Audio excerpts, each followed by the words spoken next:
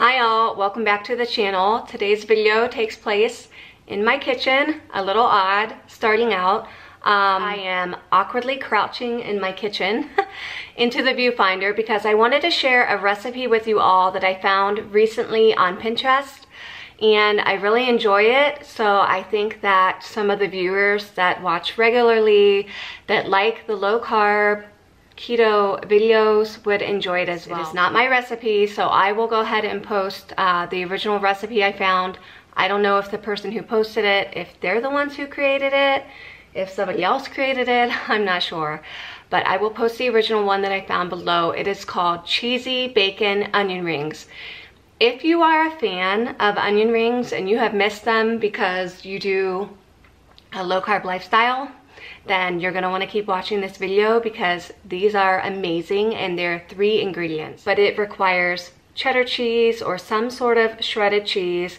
Bacon is optional, and then onion, red onion or regular onion. You will need a pan. I have this miniature like donut pan that I got a long time ago.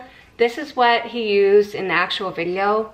If you don't have this pan, it's gonna be okay. Like, you could still make it. I'm guessing in a shallow, like a cookie baking dish.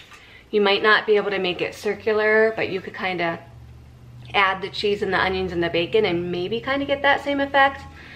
I don't know. There are things you can do. I just want to let you know that if you don't have this pan, it is not that you're not going to be able to make it. Like, you do not have to have this pan to make it, is what I'm trying to say. So, anywho, if you guys are interested in seeing the recipe, go ahead and keep watching. Okay, so for today's video, I literally have 3 items, plus I have just a little bit of spray for my pan, and that would be bacon, real bacon pieces.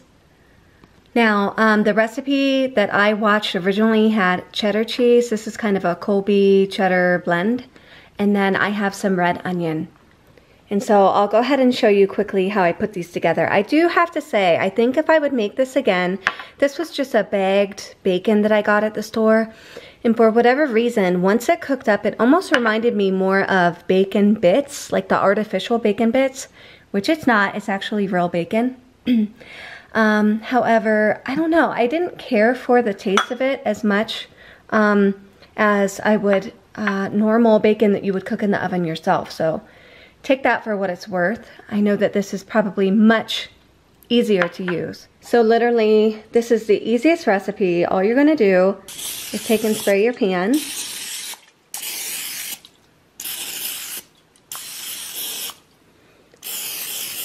And don't judge me for my spraying here because I'm trying to film this as well as spray this in the pan. So, the gentleman's video that I watched started out with some cheese sprinkled in the pan first, as I sprinkle it everywhere. And then he put the onion ring in next. See how that fits very nicely? He sprinkled some bacon in it. And then he put cheddar on top. Now when he made his, and his onion rings were probably not as thick as mine, when he put the cheese over top of his onions, like, you couldn't really see the onions in the pan, if that makes sense. So they got covered really well.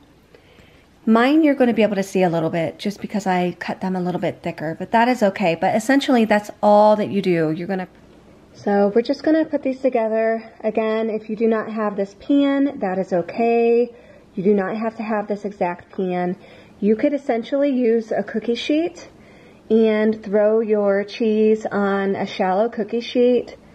Throw your cheese on there, put your onion on top of the cheese, spread apart, throw your bacon on, a little bit more cheese, bake it at 400 degrees, that's what you're going to want to preheat your oven to, 400 degrees for 20 minutes. And then essentially once you pull that out of the oven, you could just slice it into squares, 6 or 8, however many it makes. So that is my suggestion if you do not have a pan like this. So I'm going to go ahead and get these filled up, and then I'll show you guys the result in the end. Alright, so essentially this is what it is looking like before I pop these in the oven. Again, if you would have cut your onions just a tad bit smaller, then the cheese might have covered your onions the whole way. I didn't, and that's okay. these are going to turn out great regardless. So we're going to pop these into the oven at 400 degrees for 20 minutes. Okay, so we have pulled our cheesy bacon onion rings out of the oven, and I don't know if you can tell, but you can still see the onion, of course. These look a little light on this side, but once I flip them over, I'm sure you'll be able to see that they got a little darker on the outer side. So I'll show you guys what those look like once I get them out of the pan. They might have a little bit of grease, but not a ton. When I made these with just full-on cheddar cheese previously, they really had a lot of grease, but these are not looking too bad.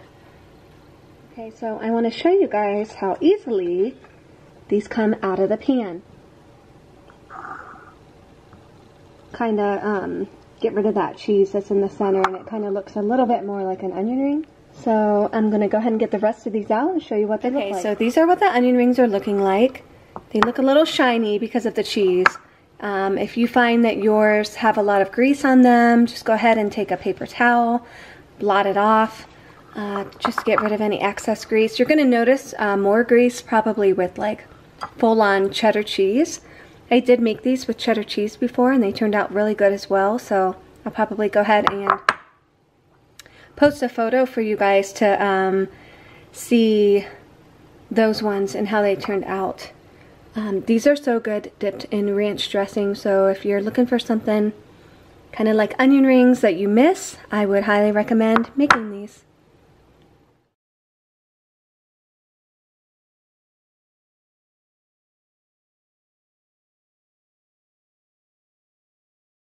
I want to thank you guys for watching today's video. If you guys enjoyed it, as always, feel free to leave a comment below. I always appreciate your support, your comments, whether you like the videos.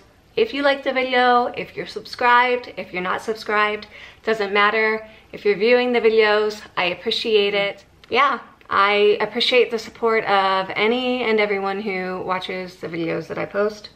Honestly, I do it more for myself because it's just something that I enjoy doing, and in some weird way, if it would help somebody else, then in the process, then that's great. I know I do have some out there that enjoy my cooking videos, although this one did not require much cooking at all. So I appreciate that you stop by, whether you're subscribed or you're not subscribed.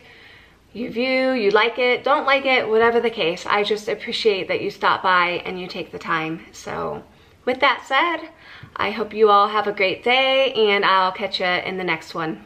Bye.